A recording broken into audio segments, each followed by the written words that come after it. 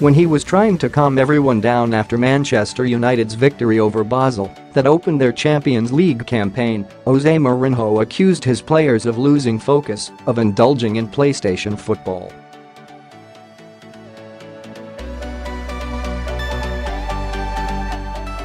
This was PlayStation football, the kind everyone with a console in their hand imagines they are capable of, and CSKA Moscow had no answer to it.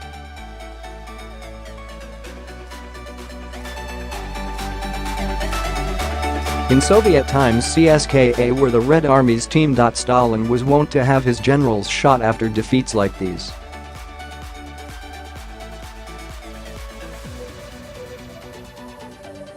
Manchester United might have won by many more than 4 goals. Romelu Lukaku, whose tally now stands at 10 in 9 matches, was only denied a hat-trick by a superb save from Igor Akinfeev, who spent much of the night looking aghast at his defenders, who never tired of exposing their captain.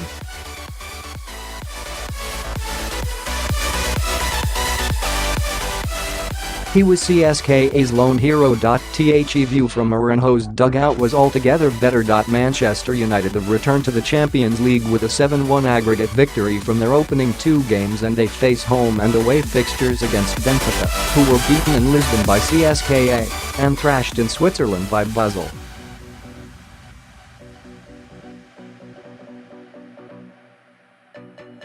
They can already start planning for the knockout stages. Despite winning the European Cup in Moscow, Manchester United had a poor away record against Russian teams, and now they came out in an odd, off-white strip, the kind that Purcell would suggest was washed by Brandix.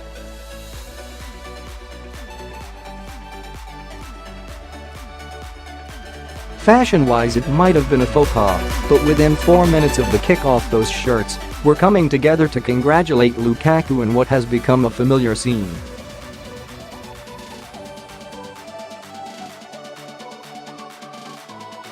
It was a simple, brilliantly constructed move that saw Anthony Martial, preferred to Marcus Rashford and Mourinho's 3-man forward line, deliver a deep cross that was a contest between the young, athletic Lukaku and Sergei Ignashevich, who at 38 is neither.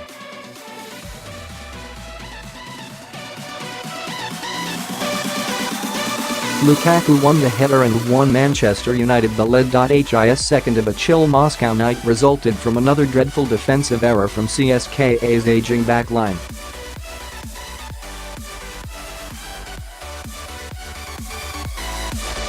This time, Martial, who had just put United 2 up from the penalty spot, drove in a low cross that Vasily Berezutsky, who at 35 is a mere stripling alongside Ignashevich, ought to have cut out.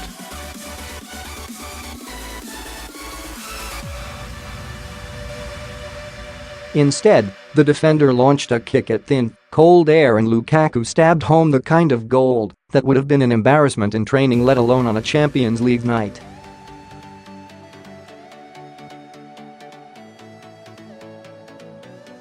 The forward simply folded his arms in celebration. United were 3 up before the half-hour mark.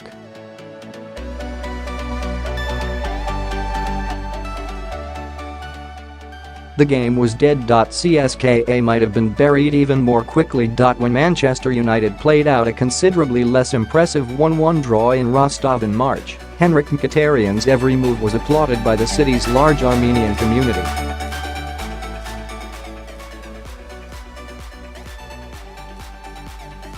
Here in the heart of Moscow, he gave his traveling supporters something to remember him by.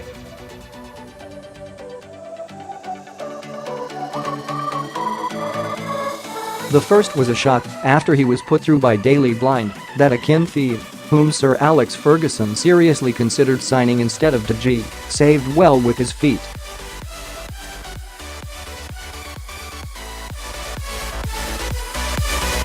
Then, as Mkhitaryan danced through on the right, he was brought down by a park pitch-type challenge.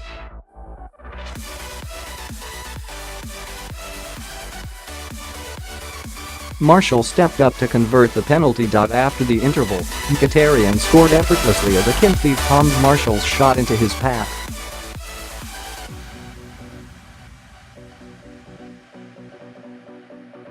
Jesse Lingard came on for him and almost scored with his first touch. CSKA Moscow were rather better going forward, they could scarcely have been worse.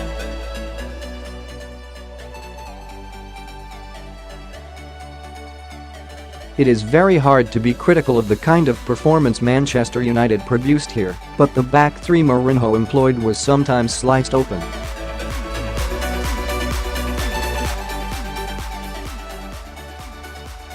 Amid the carnage at the other end, David De Gea had plenty of saves to make, and one of them, from the 19-year-old Fedor Chalov, was breathtakingly tipped over into the mass of flags behind his goal that even in the midst of a catastrophic defeat never stopped waving.